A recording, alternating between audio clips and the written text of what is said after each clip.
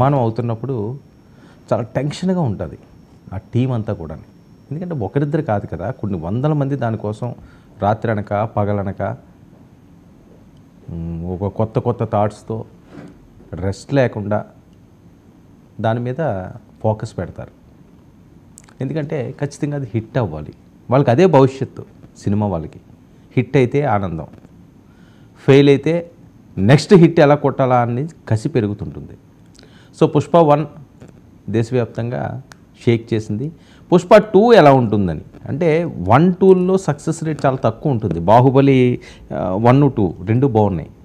ఆ 2 అనేసరికల్లా కొద్దిగా టెన్షన్ వస్తుంటుంది. ఫస్ట్లో 1లో సక్సెస్ అయ్యి ఆ డబ్బులన్నీ వచ్చినాయి అని ఇది కానీ ఎత్తుకుపోతుందా అన్న భయం ఉంటుంది. పుష్ప కూడా అదే టెన్షన్. కానీ డే 1 నుంచి కూడా మంచి ఊపు వచ్చింది సినిమా.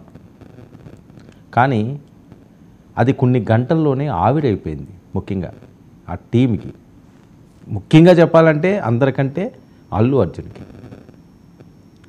ఆ సంతోషం, ఆ ఆనందం, ఆ సక్సెస్ ఆయన ఆస్వాదించలేకపోతున్నాడు. ఎందుకంటే రేవతి గారు మరణం చాలా దారుణం, ఎవరికి జరగకూడదు. అలాగా వినోదంలో విషాదం అన్నది చాలా దారుణం అండి. ఇంటి దగ్గర నుంచి మనం బయలుదేరి ఇప్పుడు బాగానే ఉండి ఇంకో గంటకి ఆ మనిషి లేరు అంటే ఇంక అంతకంటే దారుణం ఏముంటుందండి. భగవంతుడు ఇంత అన్యాయం చేశాడా అని రగిలిపోతారు. మన కళ్ళ ముందు కదలాడిన వాళ్ళు ఒక్కసారిగా కనుమరుగైపోతే తట్టుకోవడం చాలా కష్టం. ఆ పాపం ఆ బాబు, ఆ చిన్నపిల్లోడు, తను బిక్కుమంట ప్రాణాలతో పోరాడుతున్నాడని చాలా విషాదం. కానీ అది ఎవరు కూడా చేయాలని చేసిందా కాదా అన్నది చర్చకి రావడం అన్నది చాలా ఇబ్బందికరంగా మారుతున్న పరిస్థితి. ముఖ్యంగా రాజకీయ నాయకులు మాట్లాడుతున్న మాటలు అల్లు అర్జున్ని మరింత వేదనకు గురి చేస్తున్నాయండి. పైకి చెప్పుకోలేకపోతున్నాడు కానీ అయినా చాలా ఇబ్బంది పడుతున్నాడు. తన జీవితంలో పుట్టి బుద్ధిరిగిన తర్వాత ఇంత టెన్షను, ఇంత క్షోభ అల్లు అర్జున్ పడలేదు అన్నది నిజం.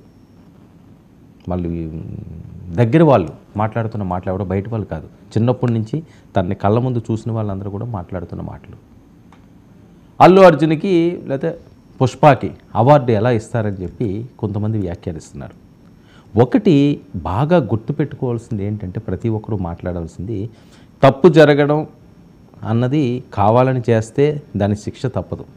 కానీ అనుకోని విధంగా అన్ఎక్స్పెక్టెడ్గా యాక్సిడెంటల్గా కొన్ని అంశాలు జరిగినప్పుడు ఒకరినే టార్గెట్ చేయడం అన్నది అది ఎవరికి మంచి పద్ధతి కాదు. అది ఏ స్థాయిలో ఉన్నా, సీఎం స్థాయిలో ఉన్నా, పీఎం స్థాయిలో ఉన్నా, వాళ్ళు తీసుకున్న నిర్ణయం ఏదైనా తీసుకుందాం అనుకున్నారండి ప్రధానమంత్రి. ఆయన ఒకడే తప్పు పట్టే పరిస్థితి ఉంటుంది ఉండదు కదా.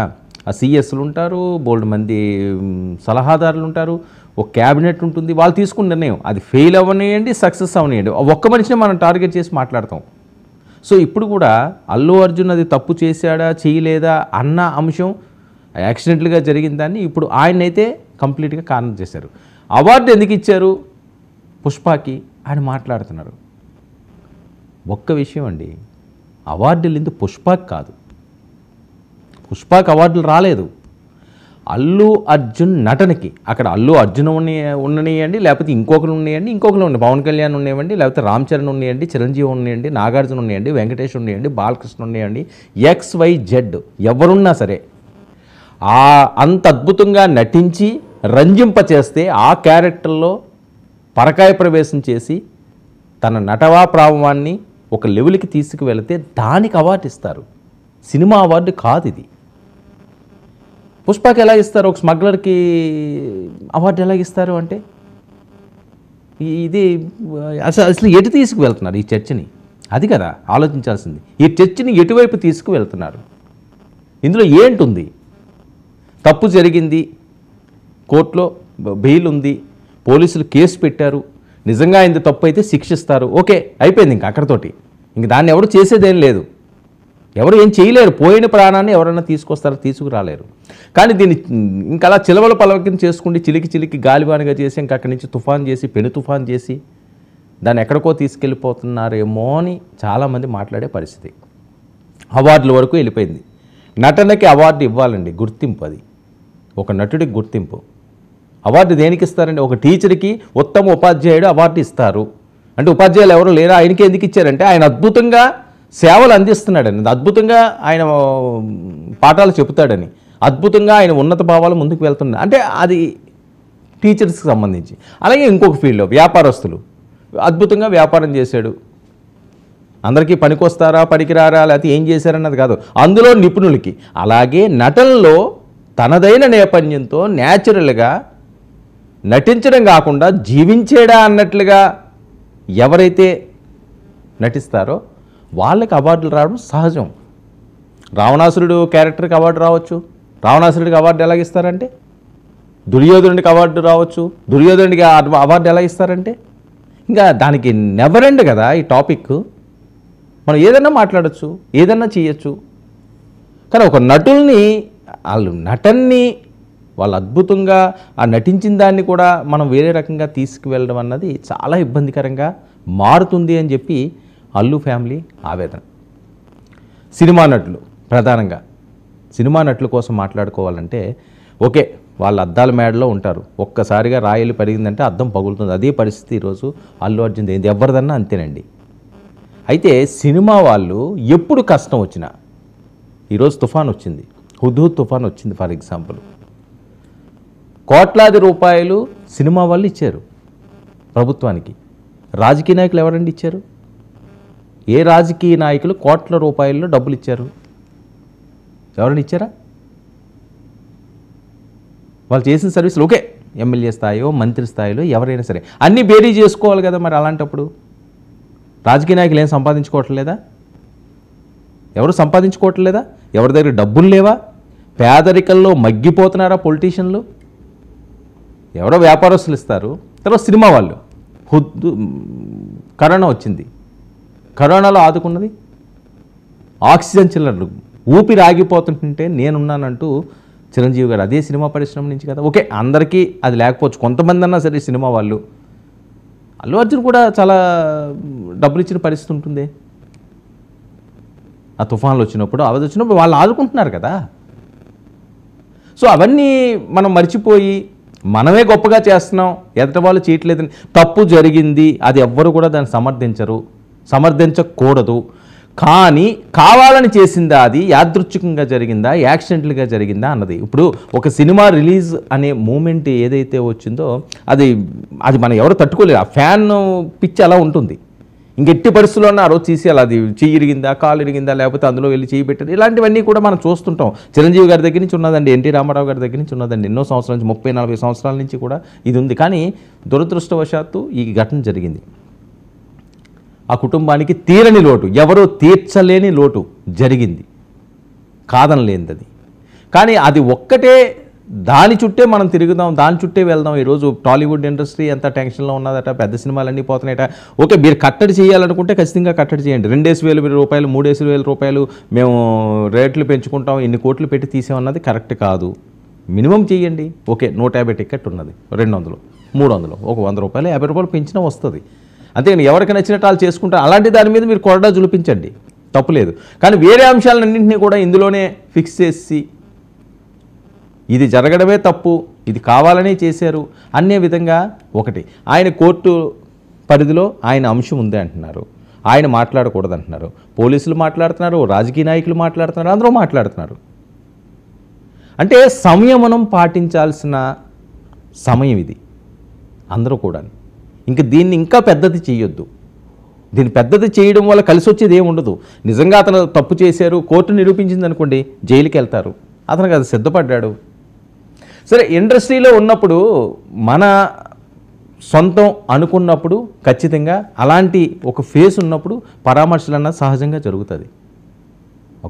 ఒక మంత్రి స్థాయి వ్యక్తికి ఏదన్నా అయ్యిందనుకోండి, వెంటనే వాళ్ళు పలకరిస్తారు, సహజం అది. అంటే వీళ్ళు ఎందుకు వెళ్ళలేరు, వాళ్ళు ఎందుకు పలకరించలేదు అన్నది అది వేరే వివాదం, అది వేరే వాదన కాదు ఇక్కడ. ఇది డిబేట్ పాయింట్ కాదు. ఎవరికి నచ్చిందో వాళ్ళు వెళ్ళి వాళ్ళని పరామర్శించారు. వాళ్ళకి వాళ్ళే తెలుసు కాబట్టి వాళ్ళు వెళ్ళి పరామర్శించారేమో. మనం కూడా అంతే కదా, మనకు ఎవరు తెలిస్తే వాళ్ళని వెళ్ళి పరామర్శిస్తాం. రావతి గారి కుటుంబాన్ని కూడా పరామర్శించడంలో తప్పు లేదు. ఖచ్చితంగా ఆ పిల్లడికి ఎలా ఉందో ఏంటి అని ఎవరు పరామర్శించాలి? అల్లు కుటుంబమే పరామర్శిస్తారు. అందరూ వెళ్ళి ఎందుకు పరామర్శిస్తారు? అది వేరే రకంగా. ఓకే, మానవతా దృక్పథంతో అయ్యో పాపం ఇలాగైంది, మన సినిమా లేదా సినిమా ఇండస్ట్రీ ఒక కుటుంబం అంటారు కాబట్టి ఆ రకంగా వెళ్ళొచ్చు. కానీ వెళ్ళే తీరాలి అనే పరిస్థితి ఎక్కడి నుంచి వస్తుంది? ఎవరికి ఎంతమందికి చెప్తారు వెళ్ళాలని? చిరంజీవి గారు వెళ్ళాలంటారు, పవన్ కళ్యాణ్ గారు వెళ్ళాలంటారు, లేకపోతే ఇంకొకరు వెళ్ళాలంటారు, ఇంకొకరు వెళ్ళాలంటారు. వాళ్ళకి వెళ్ళాలనిపిస్తే వాళ్ళు వెళ్తారు, వాళ్ళకి వెళ్ళాలని ఉంటేనే. బలవంతంగా మనం వాళ్ళు వెళ్ళి తీరాలి, వెళ్ళి చూడాలి అని చెప్పే పరిస్థితి ఎక్కడ ఉంటుంది? బన్నీకి ఎందుకు అవార్డు ఇచ్చారు? నిజంగా అలాంటి పాత్రలు అరుదుగా వచ్చే పాత్రలు, అందులో ఆయన నటనకి మాత్రమే అవార్డు దక్కిందండి, సినిమాకి అవార్డు కాదు. అందులో అతను ఏ క్యారెక్టర్ వేశారన్నది కాదు, అతను స్మగ్లరా లేకపోతే ఉద్యమకారుడా లేకపోతే జాతిపిత ఇవి కాదండి. ఆయన సమాజం కోసం శ్రేయస్సు కోసం చేశాడన్న దానికోసం అవార్డులు ఇవ్వలేదు, అతని నటనకి అవార్డు ఇచ్చారు. నేను ముందుగా చెప్పినట్లుగా రావణాసురుడికి అవార్డు రాకూడదు అని చెప్తారా? రావణాసురుడు రాక్షసుడు అంటారా? రాక్షసుడికి ఎలా అవార్డు ఇచ్చారు అంటారా? దుర్యోధనుడు మంచివాడు కాదు అంటారు, దుర్యోధనుడికి అవార్డు ఇచ్చారంటారా? అది కాదు కదా. చాలామంది స్మగ్లింగ్లు, గ్యాంగులు, డాన్లు ఇలాంటివి చాలా సినిమాలు వచ్చినాయి. అలాంటి వాళ్ళందరికీ కూడా క్యారెక్టర్ ఇచ్చారు, ఆ క్యారెక్టర్లకి చాలా క్యారెక్టర్లకి ఇచ్చారు. సో ఇక్కడతోటి దీనికి ఫుల్ స్టాప్ పెట్టాలి. పెట్టకుండా ఈ రకంగానే దీన్ని దీన్ని సాగిస్తామంటే ఇండస్ట్రీ ఇబ్బంది పడుతుంది. చెన్నై నుంచి తెలుగు ఇండస్ట్రీ అంతా కూడా తెలుగు రాష్ట్రాలకు వచ్చింది, ఒక పాన్ ఇండియా లెవెల్కి వెళ్ళింది. దీన్ని ఇంకా పెంచాలని అందరూ చూడాల్సిన అవసరం ఉంది. తప్పులు జరిగితే సరిదిద్దుకోవాలండి. తప్పు చెయ్యని మానవుడు అంటే ఎవరు ఉండరు. తప్పు ఖచ్చితంగా ఎక్కడో దగ్గర జరుగుతుంది. అది మనం అనుకుండి జరిగిందా, అనుకోకుండా జరిగిందా, యాక్సిడెంట్లుగా జరిగిందా అన్నది మనం నిర్ణయించలేము. అది కర్మ అంతే. ఆ టైం బాగోకపోతే ఏదైనా జరుగుతుంది. ఈరోజు మన కళ్ళ ముందు ఉన్న వాళ్ళు రేపు ఉండట్లేదు. కానీ రేవతి గారిలో జరిగింది తప్పే, అక్కడ పొరపాటు జరిగి ఉండొచ్చు కాక, కానీ దీనికి ఒక పరిష్కార మార్గం కావాలి. ఇంక కోర్టులు ఉన్నాయి, శిక్షలు వేస్తారు. ఇంక మనం ఏం చేయాలి? ఇప్పుడు ఆయన ఇంటి మీద వెళ్ళి దాడి అంటారు, వాళ్ళ ఇంటి మీదకి వెళ్ళి దాడులు చేయడం, 1500 కోట్ల రూపాయలు ఇవ్వండి అని చెప్తారు.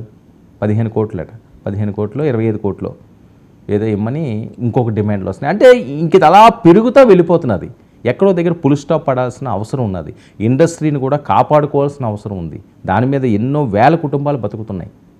ఆ రోజు కరోనా టైంలో చిరంజీవి గారు ఆ ఇండస్ట్రీకి పెద్ద దిక్కు పోషించడమే కాకుండా ఎంతోమందికి ప్రాణదానమే చేశాడు ఆయన. ఆ సినిమా వాళ్ళందరికీ కూడా పాపం ఎంతోమంది విలవిల్లాడిపోతుంటే ఆడికి పట్టిన అన్నం పెట్టాడు ఆయన. అది సినిమా వాళ్ళే కదండి, వాళ్ళు ఇండస్ట్రీ వాళ్ళే కదా.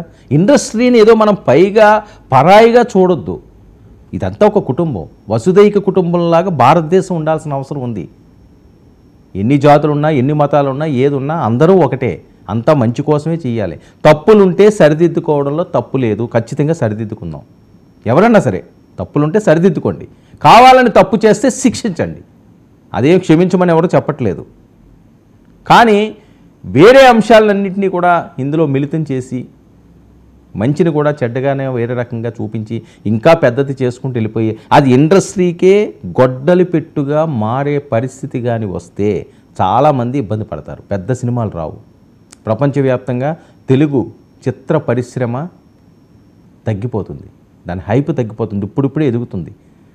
నార్త్ వాళ్ళు కూడా, టాలీవుడ్ కూడా బాలీవుడ్ మించి వెళ్తున్నది అంటే చాలా గర్వకారణం. సో ఇలాంటి అపశృతులు జరిగినప్పుడు దాన్ని సరిదిద్దుకుండి మంచి పద్ధతిలో ప్రభుత్వాలు అందరం కలిసి ప్రజలవనియండి. ప్రభుత్వం అంటే ఏంటి? ఎక్కడి నుంచి పైనుంచి వస్తుందా? ప్రజల నుంచి ఎన్నుకోబట్ట ప్రభుత్వమే కదా, ప్రజల నుంచి వెళ్ళేదే కదా. వీళ్ళు కూడా ప్రజలు ఆదరిస్తేనే వాళ్ళు హీరోలండి, ప్రజలు ఆదరిస్తేనే హీరోలు. వాళ్ళు ఎక్కడి నుంచి వచ్చారు హీరోలు? పైనుంచి ఏమైనా దిగి వస్తారా? కాదు కదా. అంతా ప్రజలతోటి మిళితమైందే. ప్రభుత్వాలన్నా సరే, హీరోలన్నా సరే, అందరం కలిసి మంచి జరిగినప్పుడు మంచి చెప్పుకోవాలి, చెడు జరిగినప్పుడు దాన్ని సెటరేట్ చేసుకోవాలి, ముందుకు సాగాలి. ఎక్కడా ఏది ఆగకూడదు. ఆగింది అంటే ఇబ్బందికర పరిస్థితులు, అది ఎటువైపోయినా దాడి చేస్తుంది. సో ఇక్కడికి చరమగీతం పాడాలి. రాజకీయ నాయకులు కూడా తమ అభిప్రాయాలన్నీ చెప్పేశారు, అయిపోయింది, వాళ్ళు ఆపాలి. ఇంకా అల్లు ఫ్యామిలీ కూడా దీనికి ముగింపు పలకాలి. ఇక ఏవైతే ఆయన మీద దాడులు చేద్దాం అనుకుంటున్నారో, ఇల్లు మీద అటాకులు చేద్దాం అనుకుంటున్నారో, ఇలాంటి చర్యలకి ఫుల్ స్టాప్ పెట్టాల్సిన అవసరం అయితే ఖచ్చితంగా ఉంది. ఇక మిగతా విషయాలకు వెళ్తే బందర్ నుంచి పేర్నారి పరారైపోయారు.